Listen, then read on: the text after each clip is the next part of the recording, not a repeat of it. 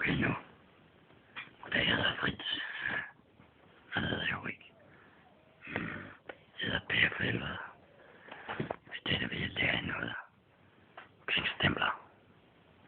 Stempler er jo noget, man skal bruge for, at det kan køre scooteren. Skrådstræk, alt muligt andet. Det vil jeg komme med i dag. Er hvordan du vil kommentere stempel.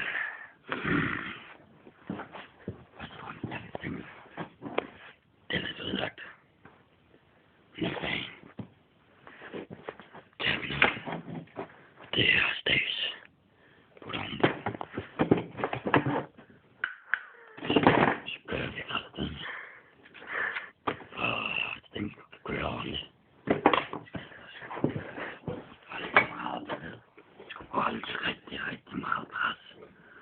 Og stemplet er jo den stærkeste ting i motoren. Så derfor vil jeg nu øve ud over en test. En test. Testen går ud på det her. Hvor meget stemplet I skal holde til. Og ja, det går jo i en rigtig.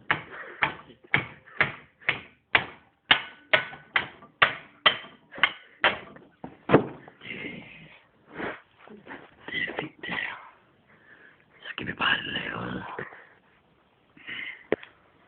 Og det bruger vi så. Ja. Bruger vi en strips. Så stemplet ring. Det er altid smart. Stemplet er vigtigt, at man altid holder stemplet rent.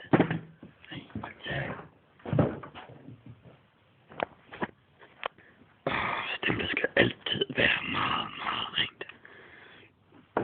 Så det er vigtigt, at vi varmer det lidt op. Vi hører ikke. Og vi pusher det. Så det var snart vi ved at være her. Tak for i aften. Kig med næste uge, hvor det er Svends tur til at underholde jer.